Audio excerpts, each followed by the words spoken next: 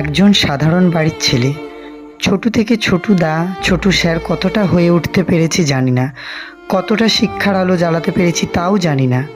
অতি সাধারণভাবে কাজ শুরু করেছিলাম, আজও অতি সাধারণভাবে জীবনযাপন করি, ভবিষ্যতেও অতি সাধারণভাবেই থাকতে চাই।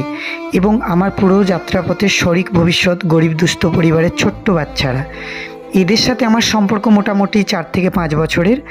4 বছর 5 বছর ধরে আমি কোনো উন্নতিই দেখতে পাইনি, তাই আমি বারবার ছুটে আসি এদের কাছে। আমার সামর্থ্যও সীমিত, আমি ইচ্ছে করলেও অনেক কিছু কিনে দিতে পারি না। কিন্তু এই নৈমিত্তিক জীবনে তাদের মধ্যে শিক্ষার আলো জেলে তাদের মন মানসিকতাকে প্রস্ফুটিত করার চেষ্টা করে চলেছি, এবং হচ্ছেও। তারাই আমার ভবিষ্যৎ সৈনিক, তারাই আমার সব কিছু।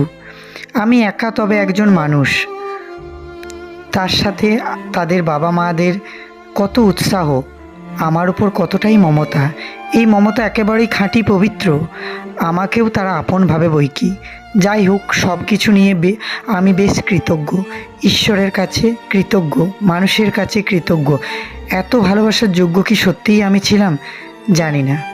ধন্যবাদ।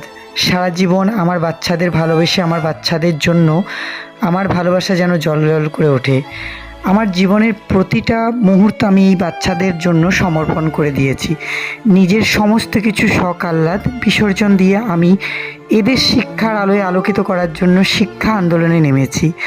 অবশ্যই আমার সাথে রবিন পিকলু, সুনাম তাদের ওয়াইফেরা আছে, সঙ্গে আছে সুমিত্রা মামি, রেখা মামির মতো সহযোদ্ধা। এছাড়া আছে দীপিকা, স্নেহলতা, রাখি ও রিকি, জয়শ্রী, এদের মতো বোনেরা। আর কি চাই? যুদ্ধের পথে এরকম সহযোদ্ধারা থাকলে সেই যুদ্ধের তো জিততে তো হবেই।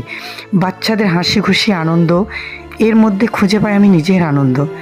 আজ আমার প্রতিটা রাত্রে চোখের জলে বালিশ ভেজায়, কিন্তু সকাল হলেই যখন এই ফুটফুটে বাচ্চাগুলোর সামনে যাই, তখন সেই দুঃখ আমার ফিকে পড়ে যায়। আমি বাচ্চাদের মধ্যে আমার আনন্দ খুঁজে পাই, তাদের নাচের মধ্যে নিজেকে বিলিয়ে দিই, তাদের ঠোঁটের হাসির মধ্যে নিজেকেও বিলিয়ে দিই। হ্যাঁ, আমি ছোটু দা থেকে ছোটু স্যার হয়েছি এই ছোট বাচ্চাদের জন্য।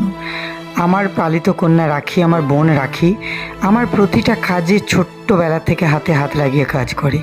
তাই সকলের প্রতি আমি কৃতজ্ঞ, ঈশ্বরের প্রতি অসীম কৃতজ্ঞতা বোধ, যে এত বড় এত মহান কাজের জন্য আমাকে জন্ম দিয়েছিলেন। এই পৃথিবীতে আসা হয়তো এই বাচ্চাগুলোর জন্যই আমার।